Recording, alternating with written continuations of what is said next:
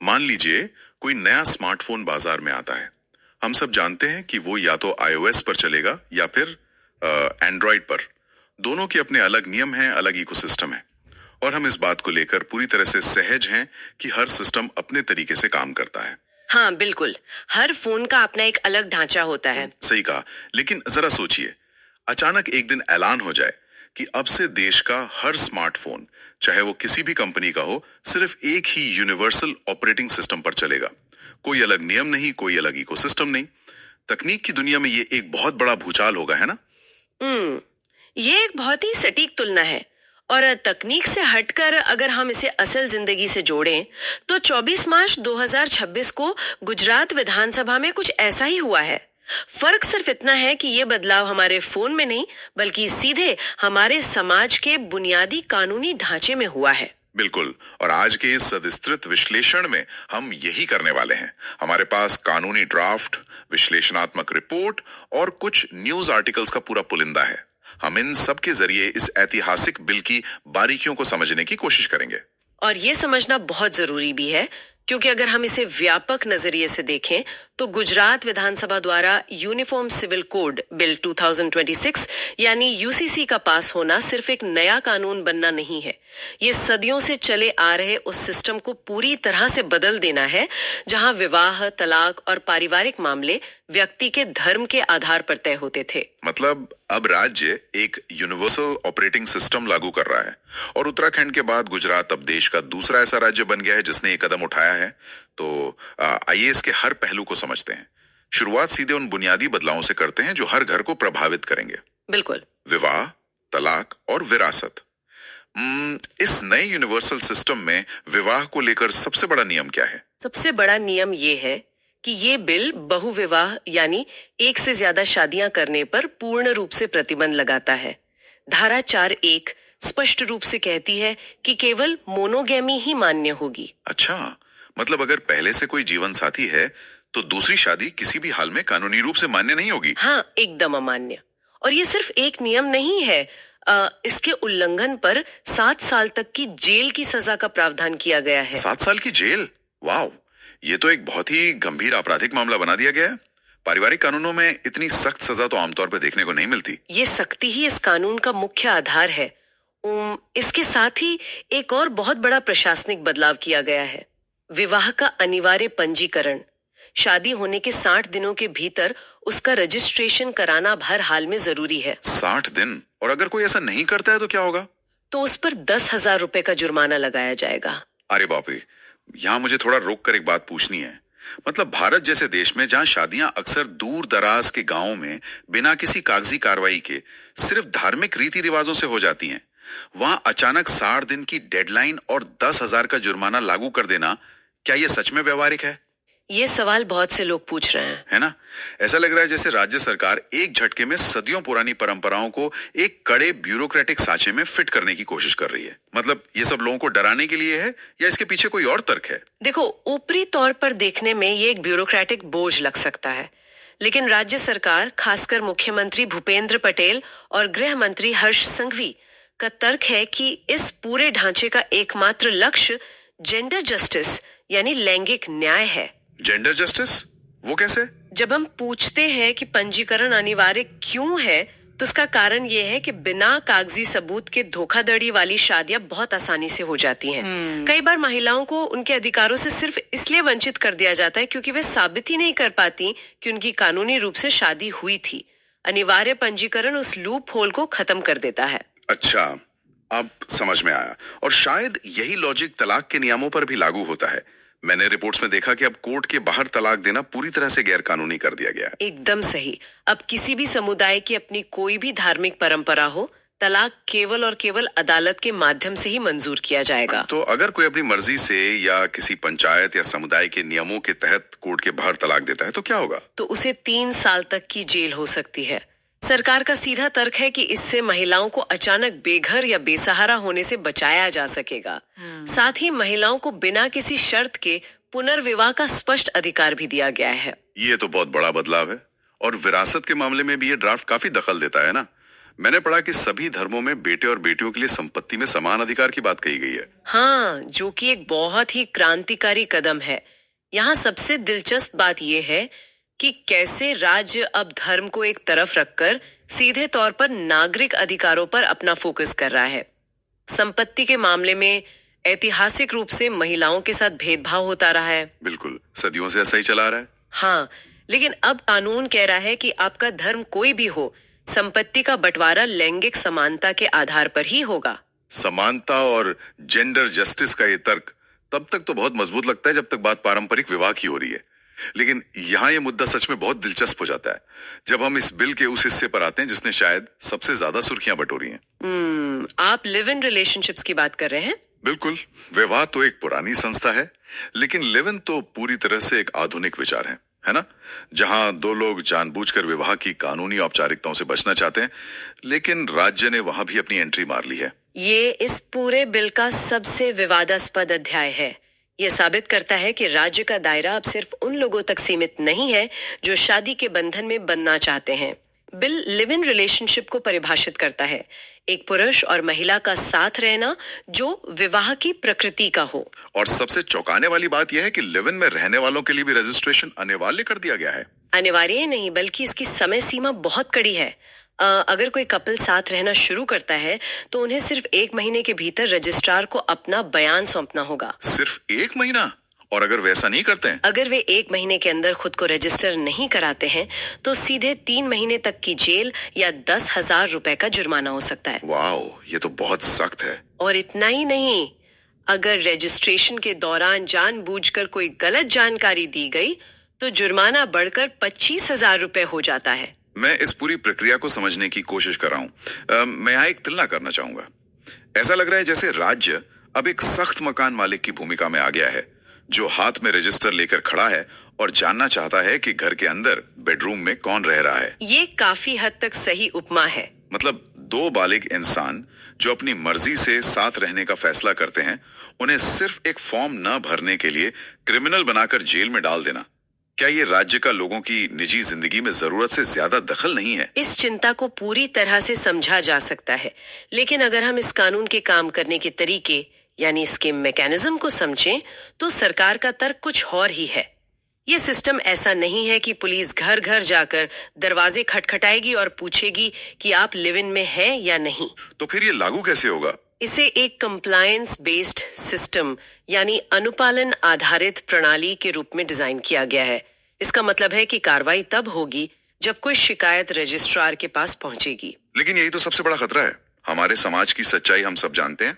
इसका मतलब है कि अब पड़ोसियों, आरडब्ल्यूए या किसी रूढ़िवादी मकान मालिक के हाथ में एक कानूनी हथियार आ गया है। हाँ, ये एक वैध चिंता है। वे रजिस्ट्रार से शिकायत कर सकते हैं, रेंटल एग्रीमेंट के आधार पर जांच शुरू हो सकती है। ये तो एक तरह से मॉरल पुलिसिंग को कानूनी मान्यता देने वाली बात हो गई। कानूनी विशेषज्ञ भी ठीक यही सवाल उठा रहे हैं। ये नियम निजता बनाम सुरक्षा की एक बहुत ही जटिल बहस को जन्म देता है। सरकार का रुख इस मामले में बहुत ही पितृसत्तात्मक या कह लें सुरक्षात्मक है। बिल में एक और नियम है जो इस बात को साबित करता है। वो क्या? अगर लिव इन में रहने वाले किसी पार्टनर की उम्र 18 से 21 साल के बीच है तो रजिस्ट्रार तुरंत उनके माता पिता या अभिभावकों को सूचित करेगा। सच में? ये नियम तो और भी अजीब है। मतलब 18 साल की उम्र में देश में कोई वोट दे सकता है, बालिग माना जाता है, लेकिन अगर वो किसी के साथ रहना चाहता है तो रजिस्ट्रार उसके माता पिता को खत लिखेगा। अजीब लग सकता है, लेकिन राज्य का दावा है कि ये युवा वयस्कों को, विशेष रूप से महिलाओं को धोखाधड़ी से बचाने के लिए है। बिल में यह साफ लिखा है कि कोई पहले से शादीशुदा है, नाबालिग है या निषिद्ध संबंधों की श्रेणी में आता है तो वो लिव इन में रजिस्टर हो ही नहीं सकता। अच्छा, तो ये एक तरह का फिल्टर है? बिल्कुल। सरकार का तर्क है कि कई बार युवा लोग झांसे में आकर ऐसे लोगों के साथ रहने लगते हैं जो अपनी असली पहचान या वैवाहिक स्थिति छिपाते हैं। अनिवार्य रजिस्ट्रेशन इस धोखाधड़ी को रोकता है। इसके अलावा एक और बहुत महत्वपूर्ण बात है। वो क्या? इस नियम के तहत लिव इन से पैदा हुए बच्चों को पूरी तरह से कानूनी रूप से वैध माना गया है और परित्यक्त महिलाएं कोर्ट से भरण पोषण की मांग भी कर सकती हैं। यानी अगर संक्षेप में कहें तो राज्य कुछ आर्थिक और सामाजिक सुरक्षा देने के बदले में आपकी निजता की पूरी कीमत वसूल रहा है। बिल्कुल सही। और यही कारण है कि ये मामला सुप्रीम कोर्ट के ऐतिहासिक पुट्टास्वामी जजमेंट के सीधे टकराव में आता है, जिसने निजता को एक मौलिक अधिकार माना था। हाँ, राइट टू प्राइवेसी। जी, अब अदालतों को यह तय करना होगा कि क्या धोखाधड़ी से बचाने का राज्य का उद्देश्य इतना बड़ा है कि उसके लिए दो बालिगों की निजता और स्वतंत्रता का हनन किया जा सकता है। अदालतों की और इस कानूनी टकराव की बात चली है, तो इस मामले को थोड़ा गहराई से समझने के लिए हमें इतिहास के पन्नों को पलटना होगा। लिव इन का नियम तो सिर्फ निजता पर सवाल उठाता है, लेकिन ये पूरा का पूरा यूसीसी बिल हमारे संविधान के ही दो बहुत बड़े अनुच्छेदों के बीच एक युद्ध छेड़ देता है। हाँ, आप संविधान के अनुच्छेद 44 और अनुच्छेद 25 के बीच के बुनियादी टकराव की ओर इशारा कर रहे हैं। जी, अनुच्छेद 25 देश के हर नागरिक को अपनी पसंद के धर्म का पालन करने और इसके रीति रिवाजों को मानने की पूरी स्वतंत्रता देता है। वहीं दूसरी तरफ अनुच्छेद 44 राज्य से यह अपेक्षा करता है कि वो पूरे देश के लिए एक यूनिफॉर्म सिविल कोड लागू करे। बिल्कुल, एक समान नागरिक संहिता। तो क्या ऐसा नहीं लगता कि संविधान की ये दोनों हिस्से आपस में ही टकरा रहे हैं? एक तरफ बहुलवाद और धार्मिक स्वतंत्रता है और दूसरी तरफ एक रूपता की मांग। ये विरोधाभास आज का नहीं है, ये संविधान सभा की बहसों के समय से चला आ रहा है। लेकिन अगर हम पिछले कुछ दशकों में न्यायपालिका के नजरिए को देखें, तो भारतीय अदालतों ने बार बार एक समान नागरिक संहिता की वकालत की है। मतलब अदालतें भी यूसीसी के पक्ष में रही हैं। हाँ, और ये वकालत हवा में नहीं हुई, बल्कि बहुत ही गंभीर मामलों की सुनवाई करते हुए हुई। इसका सबसे बड़ा और सबसे मशहूर उदाहरण 1985 का शाहबानो केस है। शाहबानो केस, जिसने पूरे देश की राजनीति को हिलाकर रख दिया था। बिल्कुल, उस मामले में एक 73 वर्षीय तलाकशुदा मुस्लिम महिला शाहबानो ने सीआरपीसी की धारा 125 के तहत अपने पूर्व पति से गुजारा भत्ता यानी भरण पोषण की मांग की थी। पति का तर्क था कि मुस्लिम पर्सनल लॉ के तहत वह गुजारा भत्ता देने के लिए बाध्य नहीं है। तो फिर कोर्ट ने क्या कहा? सुप्रीम कोर्ट ने एक ऐतिहासिक फैसला सुनाते हुए कहा कि धारा 125 एक धर्मनिरपेक्ष कानून है जो हर नागरिक पर लागू होता है, चाहे उसका धर्म कोई भी हो। कोर्ट ने स्पष्ट किया कि तलाकशुदा मुस्लिम महिलाएं भी गुजारा भत्ता पाने की पूरी हकदार हैं। इस फैसले ने पहली बार देश में यूसीसी की अहमियत पर सबसे जोरदार राष्ट्रीय बहस को जन्म दिया था। यानी अदालत ने यह तय किया कि जब एक महिला के बुनियादी अधिकारों और पर्सनल लॉ के बीच टकराव होगा, तो बुनियादी अधिकार जीतेंगे। एकदम सही। और ऐसा ही कुछ 1995 के सरला मुद्गल केस में भी देखने को मिला था, है ना? हाँ, सरला मुद्गल केस में मामला थोड़ा अलग था, लेकिन वो भी पर्सनल लॉ के दुरुपयोग से ही जुड़ा था। उस मामले में एक हिंदू व्यक्ति ने अपनी पहली पत्नी को कानूनी रूप से तलाक दिए बिना दूसरी शादी करने के इरादे से इस्लाम धर्म अपना लिया। क्योंकि इस्लाम में बहु विवाह की अनुमति थी, तो उसने सोचा कि वो कानूनी सजा से बच जाएगा। बिल्कुल यही सोचा था उसने, लेकिन सुप्रीम कोर्ट ने इसे सिरे से खारिज कर दिया। कोर्ट ने कहा कि सिर्फ दूसरी शादी के लिए धर्म परिवर्तन करना आईपीसी की धारा 494 के तहत बहु विवाह का अपराध है। वाह, ये तो बहुत बड़ा फैसला था। हाँ, और उस फैसले में भी कोर्ट ने बहुत कड़े शब्दों में कहा था कि देश को यूसीसी की सख्त जरूरत है ताकि लोग अलग अलग कानूनों की आड़ में इस तरह का धोखा न कर सकें। स्रोतों में एक और अहम मामले का जिक्र है, जो 2003 का जॉन वलम मर्टिन केस है। ये मामला शायद ईसाई समुदाय से जुड़ा था। जी, इस केस में भारतीय उत्तराधिकार अधिनियम की धारा 118 को चुनौती दी गई थी। सुप्रीम कोर्ट ने इस धारा को रद्द कर दिया क्योंकि ये साफ तौर पर ईसाइयों के खिलाफ भेदभावपूर्ण थी और उन्हें अपनी संपत्ति वसीयत करने से रोकती थी। अच्छा, तो अगर हम इन सभी ऐतिहासिक मुकदमों को एक धागे में पिरोएं, तो इससे एक बहुत ही महत्वपूर्ण सवाल खड़ा होता है। क्या? कि भारतीय संदर्भ में धर्मनिरपेक्षता का असली अर्थ क्या है?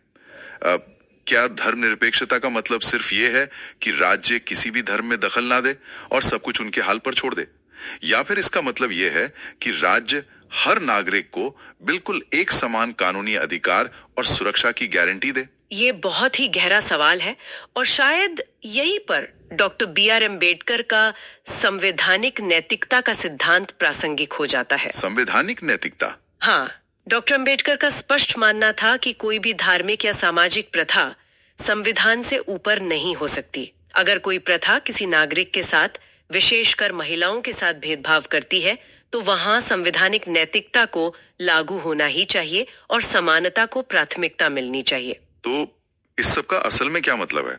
अगर समानता, जेंडर जस्टिस और एक रूपता ही इस पूरे बिल का मूल आधार है, तो फिर इसमें अपवाद क्यों है? आप किस अपवाद की बात कर रहे हैं? ये ड्राफ्ट सबको एक समान क्यों नहीं मानता? स्रोतों में एक बहुत ही अहम आंकड़ा है। भारतीय संविधान के अनुच्छेद 366, 25 और 342 के तहत अनुसूचित जनजातियों और पारंपरिक समूहों को इस पूरे यूसीसी से बाहर रखा गया है। हाँ, ये सच है। और गुजरात के संदर्भ में ये कोई छोटी बात नहीं है। गुजरात की कुल आबादी का लगभग 14.75% हिस्सा आदिवासियों का है। अगर राज्य की 15% आबादी पर यह कानून लागू ही नहीं होता, तो क्या इसे सच में एक यूनिफॉर्म या समान नागरिक संहिता कहा जा सकता है? यह इस पूरे डिबेट का सबसे नाजुक और राजनीतिक रूप से संवेदनशील हिस्सा है। हमें यहाँ दोनों पक्षों के तर्कों को बहुत ही निष्पक्षता से समझना होगा। सरकार का पक्ष ये है कि ये बिल एक भारत श्रेष्ठ भारत की दिशा में उठाया गया कदम है। लेकिन साथ ही सरकार ये भी मानती है कि आदिवासी समुदायों की अपनी एक अलग और विशिष्ट सांस्कृतिक पहचान है। उनके अपने पारंपरिक कानून हैं, जिन्हें संविधान द्वारा विशेष संरक्षण दिया गया है। राज्य उन्हें जबरन किसी नए सांचे में नहीं ढालना चाहता। मैं समझता हूँ, लेकिन जो समुदाय इस छूट के दायरे में नहीं आते, उनके बीच भारी असंतोष है और यहाँ राजनीति भी पूरी तरह से हावी नजर आती है। कांग्रेस विधायक अमित चावड़ा ने इस बिल की पूरी प्रक्रिया और टाइमिंग पर बहुत तीखे सवाल खड़े किए हैं। हाँ, विपक्ष का सीधा आरोप है कि इस बिल की टाइमिंग पूरी तरह से 2027 के विधानसभा चुनावों को ध्यान में रखकर तय की गई है। चुनाव से ठीक पहले वो पैनल बनाया था, उसने 17 मार्च 2026 को अपनी रिपोर्ट सौंपी और बिना किसी लंबी बहस या व्यापक जनचर्चा के सरकार ने इसे रातों रात पारित कर दिया। विपक्ष का यह भी दावा है कि इस ड्राफ्ट को लेकर आम जनता से 1 लाख से ज्यादा आपत्तियां आई थी, जिन्हें पूरी तरह से नजरअंदाज कर दिया गया। और अल्पसंख्यक समुदायों की प्रतिक्रिया तो और भी ज्यादा तीखी है। मैंने पढ़ा कि माइनॉरिटी कोऑर्डिनेशन कमेटी के मुजाहिद नफीस ने इसे टारगेटेड सिविल कोड कहा है। जी हाँ, अल्पसंख्यक समूहों के भीतर ये एक बहुत गहरा डर है। उनका तर्क है कि ये नया ढांचा अनुच्छेद 29 का सीधा उल्लंघन है, जो अल्पसंख्यकों को अपनी भाषा और संस्कृति के संरक्षण का मौलिक अधिकार देता है। तो ये सिर्फ मुस्लिम या ईसाई कानूनों के खत्म होने तक सीमित नहीं है? बिल्कुल नहीं। उनका मानना है कि इस कानून से सिख समुदाय की आनंद कारज जैसी विवाह पद्धतियां और जैन धर्म की सदियों पुरानी परंपराएं भी मिट जाएंगी। विरोध का स्तर आप इसी बात से समझ सकते हैं कि AIMIM ने जामा मस्जिद के बाहर बड़े पैमाने पर प्रदर्शन किया। और एक अभियान के तहत 2 लाख से ज्यादा लोगों ने मिस्ड कॉल देकर इस बिल के खिलाफ अपनी असहमति भी दर्ज कराई। सही कहा। यानी तस्वीर बहुत साफ है।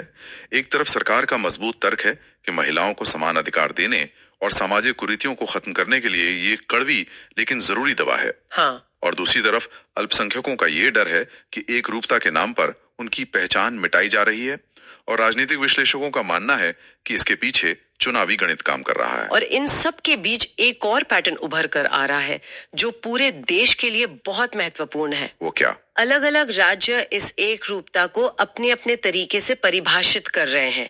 उत्तराखंड ने शुरुआत की और अपना यूसीसी लागू किया। अब गुजरात ने अपना यूसीसी पास किया है, लेकिन उसमें लिव इन रिलेशनशिप को लेकर नियम और भी ज्यादा सख्त कर दिए हैं। और असम भी तो कुछ कर रहा है ना? हाँ, अगर हम असम की तरफ देखें तो वहां की सरकार एक अलग स्टेप लैडर मॉडल अपना रही है। वे एक साथ पूरा यूसीसी लाने के बजाय पहले केवल बहुविवाह पर रोक लगाने जैसा कदम उठा रहे हैं। और गोवा तो एक अलग ही उदाहरण है, जहां आजादी के बाद से ही पुर्तगाली सिविल कोड लागू है, जो हर नागरिक पर समान रूप से लागू होता है। अगर हम आज की इस पूरी गहन चर्चा के मुख्य बिंदुओं को समेटें, तो गुजरात का ये यूसीसी बिल 2026 भारत के सामाजिक और कानूनी इतिहास में एक मील का पत्थर जरूर है।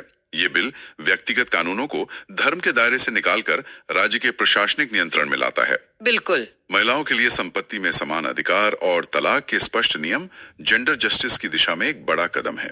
लेकिन साथ ही लिव इन रिलेशनशिप पर पुलिसिया और प्रशासनिक नियंत्रण निजता के अधिकार पर एक बहुत बड़ा प्रश्न चिन्ह लगाता है। हाँ, और अल्पसंख्यकों के मन में पनप रही शंकाएं इस बात का सबूत है कि भारत जैसे विविधता भरे देश में किसी एक कानून को लागू करना कितना जटिल काम है। सही कहा।